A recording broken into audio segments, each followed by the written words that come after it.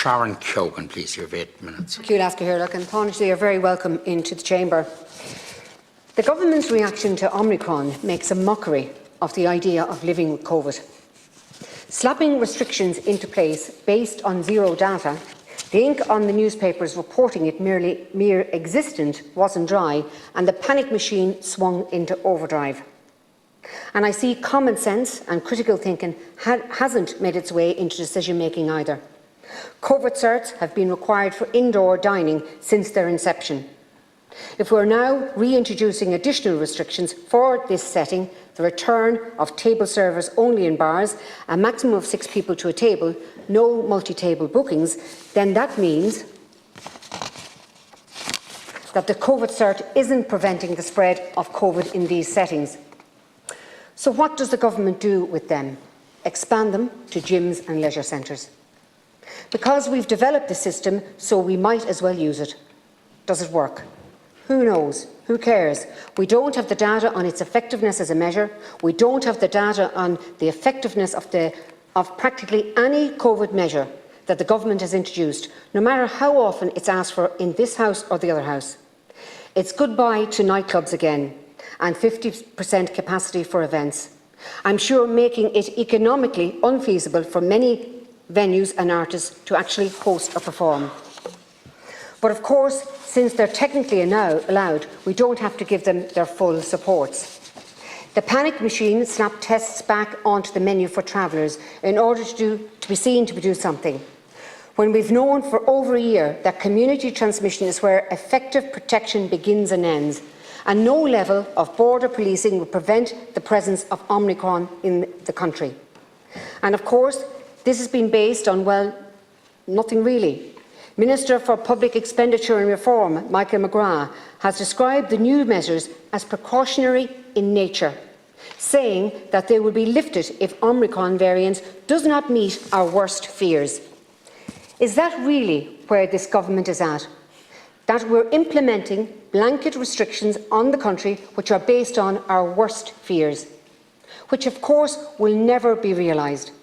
Because the worst fears of NPHET have never been realised over the entire course of their time in the spotlight, despite the worst case scenario depictions being the ones given all the media attention. In fact, many a time we did slightly better than the scenarios labelled as optimistic.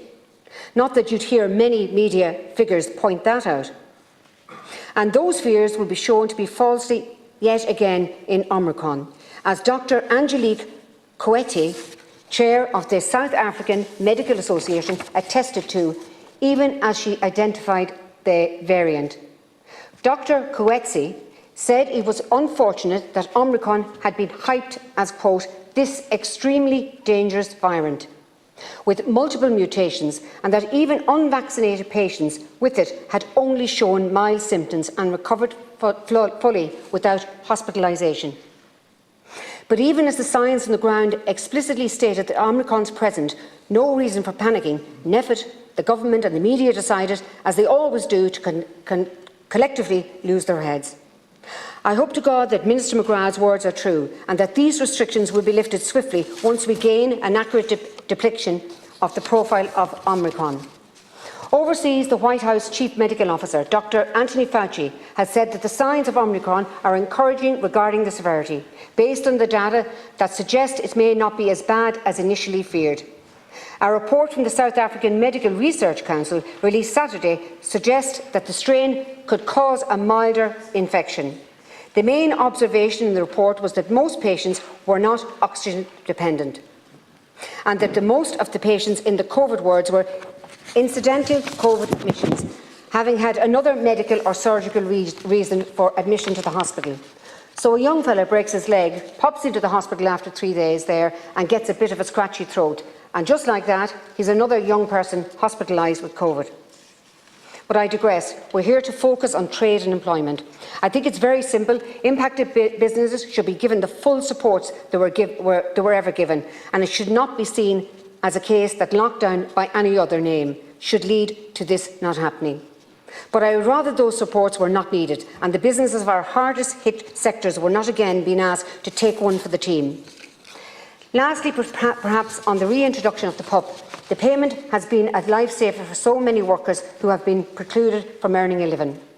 It is also the case that there has been problems with the system. Even though that has been unpopular to point out, it cannot be the case that the government is incentivising unemployment, and I'd appreciate if the Taoiseach could address the systems which are in place to avoid situations whereby an individual may choose the PUP over employment. And lastly, Taoiseach, surely you can recognise that these restrictions in no way reflect any semblance of living with COVID. Instant recourse to economic stifling measures is a blatant, unsustainable practice. I think Deputy McNamara put it best in the Lower House last week when he asked, when is the end? COVID is not going to disappear anywhere. It's not going to disappear overnight. And if you can vaccinate 100% of the population, we will still have COVID in this country. So what's the solution? Where is the plan? Because what we now have is no plan at all. The constant uncertainty for business, the cost of these restrictions is real money for SMEs. There's an uneven distribution of responsibility in the economy.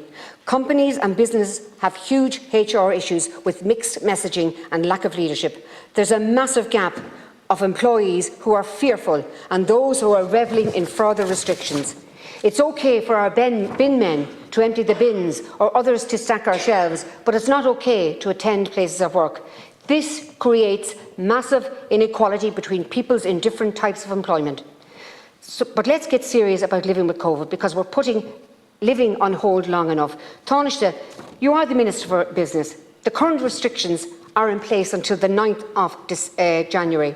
I would like you to give a commitment here today that both houses will be recalled should Omnicron not prove to be as serious as it is, and that we can lift those restrictions during our recess, because we're on recess from I think it's the 17th of December until mid-January. So I'd like that commitment to you today. If we're needed to be back in this chamber, that we'll be brought back in here.